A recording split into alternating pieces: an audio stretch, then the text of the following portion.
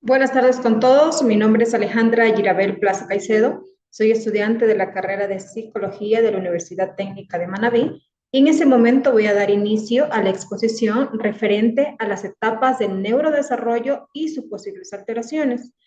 No sin antes mencionar que los seres humanos no nacemos con todas nuestras capacidades cerebrales listas para ser utilizadas. Están ahí dentro del programa que contiene nuestro ADN humano y que van manifestándose de manera progresiva a medida que crece nuestro sistema nervioso.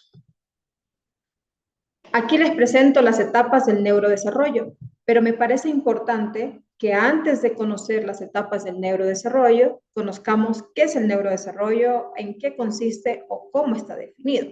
Y el neurodesarrollo se define como la secuencia ordenada y orquestada de todos los cambios que experimenta nuestro sistema nervioso durante la vida y que da lugar a la adquisición de nuevas y de complejas habilidades funcionales. ¿Por qué? Porque el neurodesarrollo se basa en la plasticidad del cerebro, en su capacidad biológica, dinámica e inherente del sistema nervioso central. Por lo tanto, al neurodesarrollo se le denomina un proceso complejo y continuo que inicia desde la concepción y se extiende hacia lo largo de la vida, el cual se divide en varias etapas. Estas etapas son la proliferación, neurogénesis, migración, sinaptogénesis, apoptosis y la mielinización. Aquí voy a hablar de cada una de las etapas del neurodesarrollo, empezando por la proliferación, como primera etapa del neurodesarrollo. Y la proliferación en realidad sí, es la primera etapa del neurodesarrollo, durante el cual las células progenitoras neuronales se dividen y se multiplican generando la base de neuronas y de células gliales del sistema nervioso central. La siguiente etapa es la conocida como neurogénesis. Esta neurogénesis es el proceso mediante el cual nuestro sistema nervioso crea nuevas neuronas. Este proceso ocurre a partir de las células madre del cerebro. Aquí me parece importante mencionar que la neurogénesis desempeña un papel crucial en el aumento de tamaño y en la complejidad que tiene el cerebro. La siguiente etapa es la migración.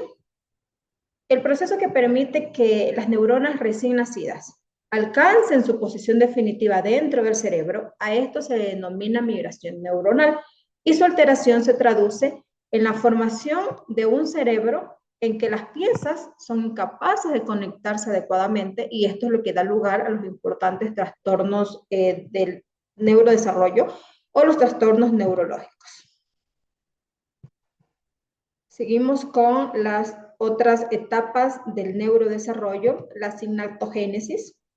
Esta sinaptogénesis es la formación de la sinapsis, que no es otra cosa que la conexión que existe entre neuronas.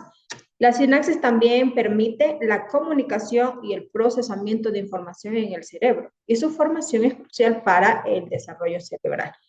La siguiente etapa es la apoptosis, que me parece importante hacer un poquito de hincapié en esta etapa.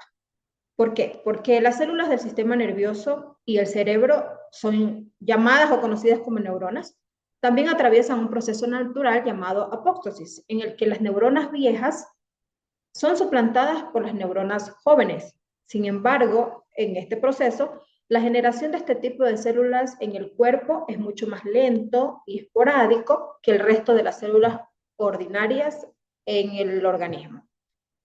En consecuencia, podría decir que con el tiempo nuestro sistema nervioso se deteriora y esto ocasiona en ocasiones la pérdida de la eficiencia cerebral, la reacción nerviosa tardía o incluso la pérdida de ciertas funciones, como se hace muy evidente en la vejez avanzada. En realidad, de este proceso de apoptosis depende, de hecho, numerosas dolencias mentales que suelen aquejar a las personas en su vejez, como la demencia senil u otras patologías como la epilepsia o como el Alzheimer. Aquí tenemos la mielinización como otra etapa del neurodesarrollo. Este proceso de mielinización comienza en el útero, y continúa a lo largo de la vida. Es esencial para la transmisión eficiente y rápida de los impulsos nerviosos. ¿Pero qué es la mielinización? Esta mielinización es una capa aislante o una vaina que está alrededor de los nervios que incluso se encuentra en el cerebro y la médula espinal. Está compuesta por proteínas y por algunas sustancias grasas. Eso es lo que puedo mencionar respecto a las etapas del neurodesarrollo. Después de esto, voy a hablar de las posibles alteraciones del neurodesarrollo. Y estas posibles alteraciones son trastornos del neurodesarrollo. Estos trastornos del neurodesarrollo son trastornos que tienen una base neurológica y que pueden afectar la adquisición, la retención o la aplicación de habilidades específicas o un conjunto de información. Entre tantos trastornos del neurodesarrollo existentes, yo voy a mencionar aquí el trastorno del espectro autista, el trastorno de déficit de atención con hiperactividad, el trastorno del lenguaje, entre otros. ¿Qué es el trastorno del lenguaje? También se lo conoce como trastorno de comunicación, porque aquí se presentan dificultades para expresar o para comprender el lenguaje, tal como su mismo nombre lo dice. El trastorno del espectro autista presenta dificultades en la interacción social, también presenta problemas en el lenguaje que quizá en algún momento puede confundirse el trastorno del espectro autista con el trastorno del lenguaje o el trastorno de comunicación. ¿Por qué? Porque dentro del espectro autista también hay dificultades con la comunicación. Puede existir una comunicación no verbal y patrones de comportamientos repetitivos.